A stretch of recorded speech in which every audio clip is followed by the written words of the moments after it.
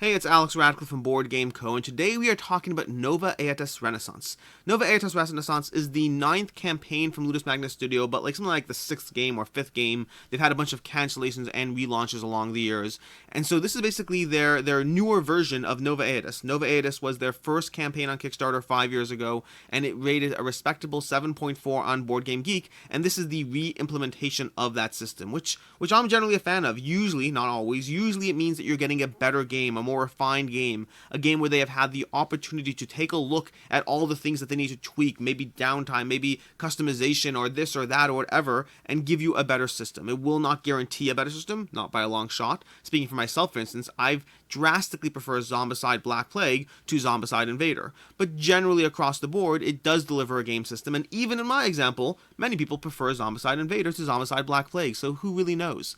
As far as Nova Aetas Renaissance, this is a game in which you will have 4 heroes that you go through a journey, a campaign as it were, roughly 20 plus missions with 6 different unique endings, and it's not a legacy game, to be very clear, not a legacy game at all, but it is a game in which you go through that campaign aspect. It's going to have amazing miniatures as well as terrain. I highly recommend watching this video from On Table over here, which she does an amazing job of showing you the various miniatures. By the way, that giant miniature over there is an add-on, unfortunately a $19 add-on, but she does an amazing job showing you the various miniatures, close-ups, the terrain as well. Let's skip around a bit, let's see if we can find anything cool in this video. You know, stuff and cards, and where's the terrain? I want more terrain. Here we go. Maybe, nope. There's terrain in this video. We can watch it all, whatever.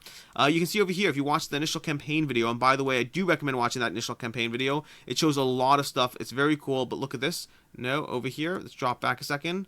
Yeah, look at this cards. This is the scenario of the campaign. And boom, 3D terrain on the board over there. Looks very cool. They also have these player boards, very reminiscent of Claustrophobia 1643, that you're going to be putting your character cards in there. I do recommend the video. It'll really tempt you with all the amazing miniatures or whatnot. There's a lot going on here from the various unlocks that they're going to have, the heroes you can have access to, the customizations, the upgrading, the gameplay style, the unique AI. It's a cooperative game, like I mentioned, with 4 heroes progressing through it. A lot going on in this game, and this is totally up my alley.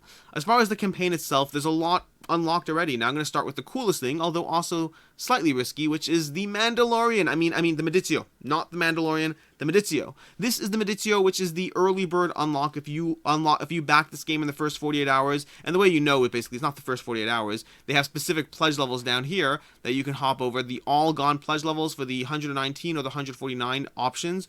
Those are the early bird options. They were smart, by the way, because they didn't give you a 48-hour backer number, which would mean you can have the flexibility to choose what you want. Rather, you kind of had to commit to a specific pledge level that was going away, which means you couldn't sit there and say, well, do I want that Titan, do I want that Hyperion expansion or not? You had to decide in the first 48 hours whether you wanted the Hyperion expansion or not, and most people decided they wanted that Hyperion expansion, including myself, by the way. I backed it. I probably will not be keeping my pledge. We'll come back to that soon. But I did back it, and I backed it at the Titan pledge, because if I do back it, well, I'll get that, right? We'll lock ourselves into that. It was very smart. I actually really appreciate the way they did that. Meaning it's not even like a bad taste in your mouth. It's a 48-hour reward, but without the usual flexibility that they're like, well, if your backer number is 3211, no. They just basically said, here are the 2 pledge levels. Commit now or forever hold your peace, or just back a million other Kickstarters.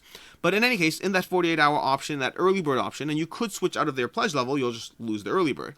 And in that early bird option, they have the Medicio, which is, again, not the Mandalorian, not the child, not Baby Yoda, totally not going to get sued by anyone or get any sort of, takedown notice from anyone. Hopefully not, by the way, hopefully not. But I will note, I don't know what's going to happen with this campaign, but all those who are saying this is totally fair use, they're not going to get anything or this or that, I will remind you that speaking of Zombicide, Zombicide Invader had a caricature of Han Solo and Harrison Ford as one of the miniatures. And then over the course of the campaign, they changed the art and no longer had a caricature of Han Solo and Harrison Ford or whatnot. So the whole concept of fair use is something that, you can certainly argue, but do you want your lawyers going up against Disney's lawyers? That's usually the question you have to answer at the end of the day.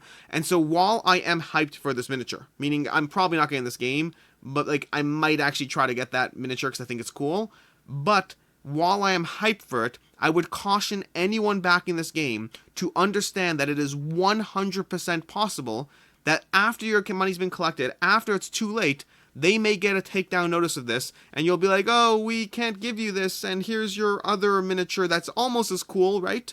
So, again, I'm not saying it will happen. I'm not saying that at all. But what I am saying is it happened with Zombicide Invader, and CMON's got more money than LMS. I mean, maybe, who knows? Maybe they're going bankrupt. No one really knows, right? In any case, my point is, if you back this for this miniature, if you back it for the Medicio, just understand there's a possibility you may not have that down the road. Hopefully I'm wrong. I would like this miniature to be in creation and existence so I can put it on my shelf somewhere and never play with it. Hopefully play with it. Whatever, we'll see.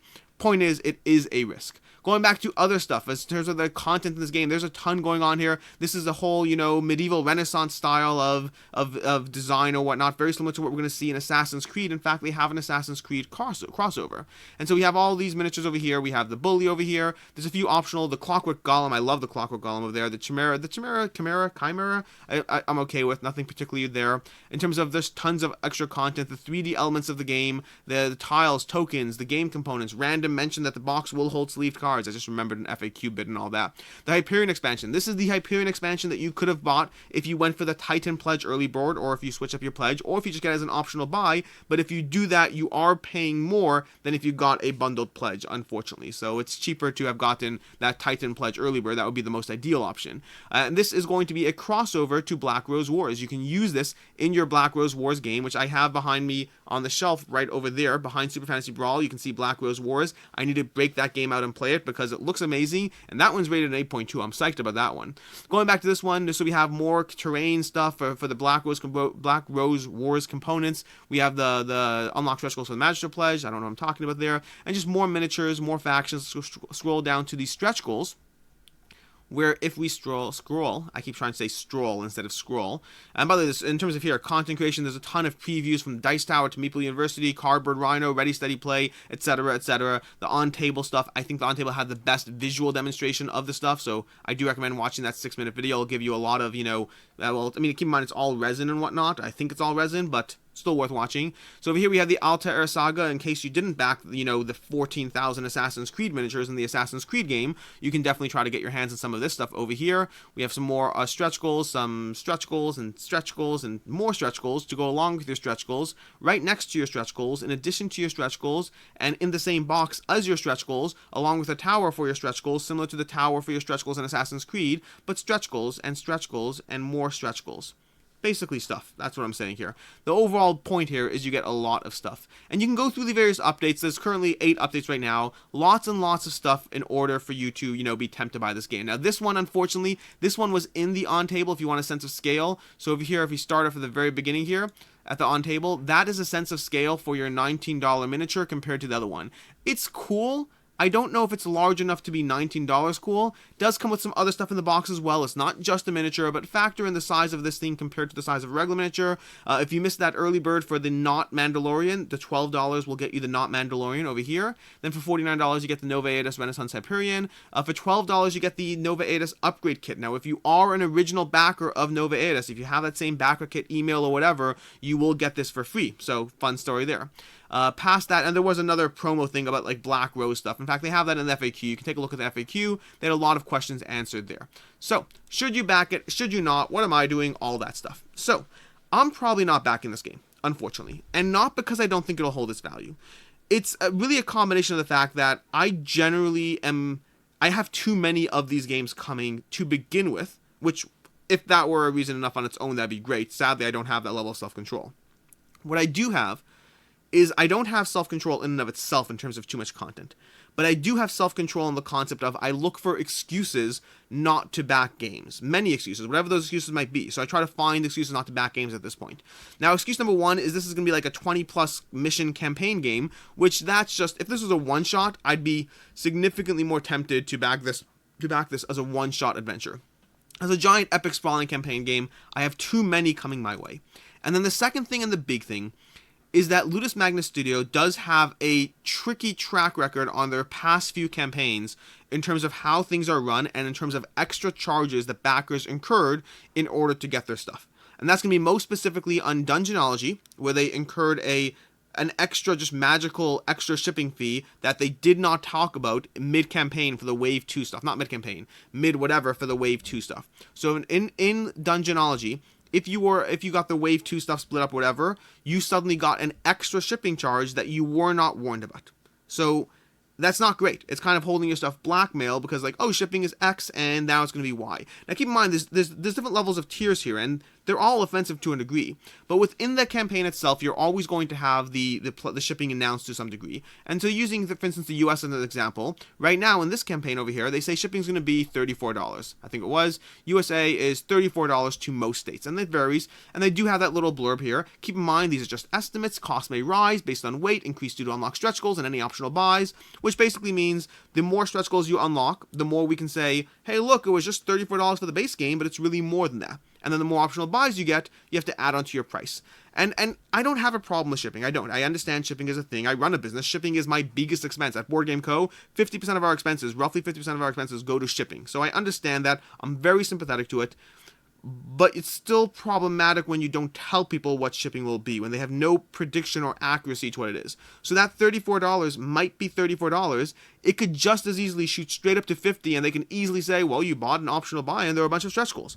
Now, I don't know that will happen, but that is the common first difference when it comes to any of these campaigns. Not just Ludus Magnus Studios, any of these campaigns, when you have the shipping estimate and then the shipping after the fact, it's usually, sometimes there's a gap there and they blame that gap on stretch goals, which usually were known in advance to a degree. The second problem, and this is where Ludus Magnus Studios did manage to differentiate themselves from other companies, is they added a third shipping difference, meaning you have that initial shipping quote, you have the jump when you actually have to pay shipping, and then you have the, oh, now you want your Wave 2 stuff, you have to pay more shipping. And they did that both for Dungeonology as well as for Black Rose Wars. Now, I understand and recognize that there is a gap in time between when shipping is quoted and when things ship, especially if you do Wave 2 shipping. And I'm also even sympathetic to the fact that companies have to do what companies have to do to survive. I mean, if they don't survive, if they shut down, you're not getting your stuff anyway. But it does mean that I take that into account in my future decisions. I do not think Ludus Magnus Studios meant poorly. I do not think that they were in any way trying to take advantage. I think they were literally just trying to not lose money on things, which I'm sympathetic to. But it does certainly affect my future buying decisions. It does not mean I'm boycotting them at all. Not in the slightest. I simply am mentally calculating the fact that there is a possibility that I will be hit with a $20 or $30 charge to get my stuff. I'm also mentally calculating the fact that once that happens at all, it does open the door to worse things happening that I didn't anticipate. I don't think any of it comes out of malice. I just think that sometimes when you're running multi-million-dollar companies and lots of stuff coming in, and you get all the money in advance, and you have to deal with the expenses later, I think that is often a recipe for things not working out as well as one would like, despite the best of intentions. Now, I will note, Ludus Magnus Studios has put out statements saying that they are under new project management and new processes and new everything, and hopefully that's all true. I hope it's all true.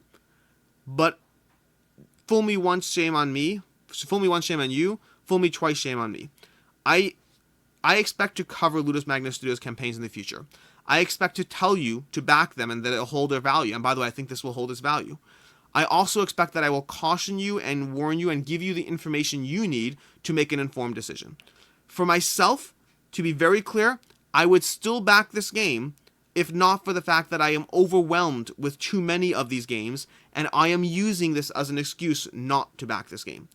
But overall, the game looks cool. The game looks amazing, honestly. It looks totally up my alley. The game looks fun. The game is a re-implementation of an existing, accepted, well-rated, not amazingly well-rated, but well-rated game. I assume this will be better than that. Maybe it'll be a 7.8 to the previous one, 7.4, and a 7.8 is nothing to sneeze at. But at the end of the day, I have to... Oh, and finally, and this is the big one, I think it'll hold its value. Now, that hold its value does depend on just how much shipping ends up costing. Because take that $150 pledge, for example. That $150 Titan pledge with the early bird, with the totally not Mandalorian that hopefully will totally stay looking similar to the totally not Mandalorian. Hopefully, you'll get all that. You'll get all your stuff. And if you pay, let's say, even if you pay $50 in shipping, meaning even round up, call it $50, at $200, I think you'll still be able to turn around and sell this for $200. Now, don't wait 4 years down the road. Same thing as usual. Whatever I say with all these Kickstarters, try it as soon as possible, see if it's for you, and turn around and sell it if it isn't, or trade it or sell it or whatever.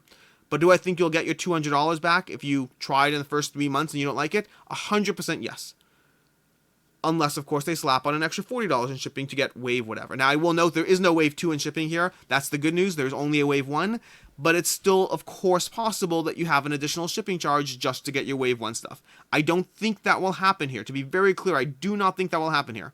I think that Ludus Magnus Studios is aware that things cannot operate that way forever without burning through a back of goodwill. I think they're likely going to deliver properly. I think they are likely going to have fewer issues. I think they likely incorporated what they learned from prior campaigns to avoid that happening.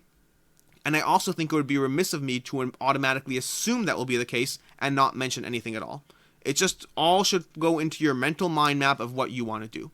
So overall, yeah, the short summation of everything is the game looks incredible. I am totally interested in the game. I totally want this miniature over here, the Medicio. I think this game will hold its value. I think this game will be good, but mental warning for yourself. And that's basically everything. Ludus Magnus Studios, congrats on the game. Congrats on the campaign. You're killing it over here. You have $647,000 raised, 4,800 backers, 17 days to go. Clearly, sorry, pause there for a cough there. Clearly, you have an audience, which is awesome, and I am wishing you all the best, and to everyone back in the game, wishing you all the best as well. Until next time, I'm Alex Raddick from Board Game Co. I hope you enjoyed this video. Any questions, let me know in the comments down below, and until next time, have a good one.